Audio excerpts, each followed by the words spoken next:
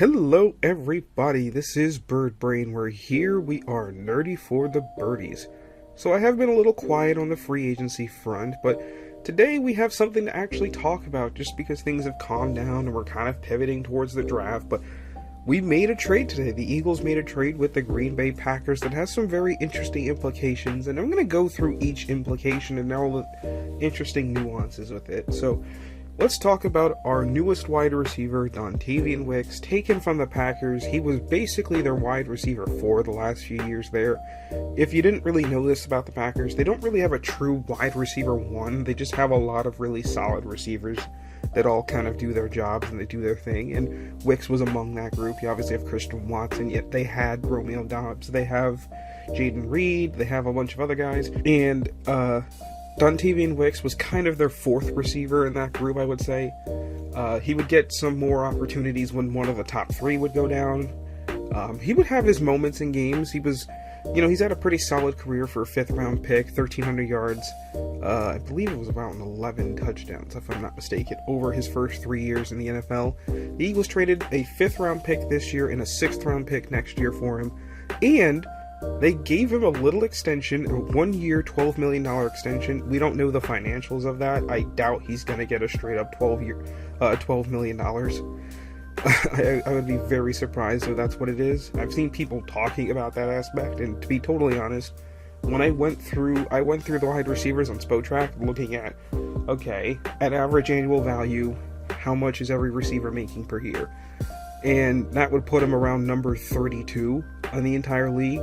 And people will say that's probably pretty high, but if you step back and understand that, hey, there's a bunch of wide receivers that still haven't been paid yet, like guys on rookie contracts. I mean, for frame of reference, Puka hasn't been paid yet, Drake London, Zay Flowers, Jordan Addison, all those guys are going to get contracts fairly soon.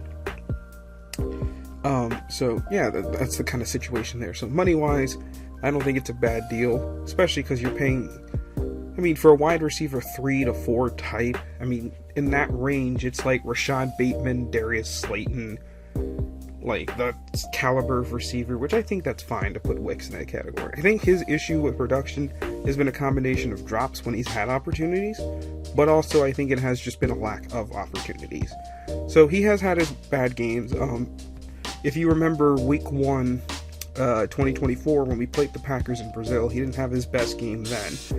But to me, I think this is a nice piece, and the biggest thing about this trade, the first thing I thought of when I saw it, I was like, this has Sean Mannion's fingerprints all over it, which tells me that he does have some degree of influence with personnel, the guys they've added onto the team, which I really like to see that, especially for a first-time coordinator, being able to get one of his guys. Tells me that he went to bat for Dontayvion Wicks. It's one thing for the Eagles to trade for him, it's another thing to give him a little contract extension on top of that. So I think that means they really like him, and they clearly want him here. I've heard people talk about this in terms of the A.J. Brown front, that A.J. Brown's going to be gone, he's going to be traded.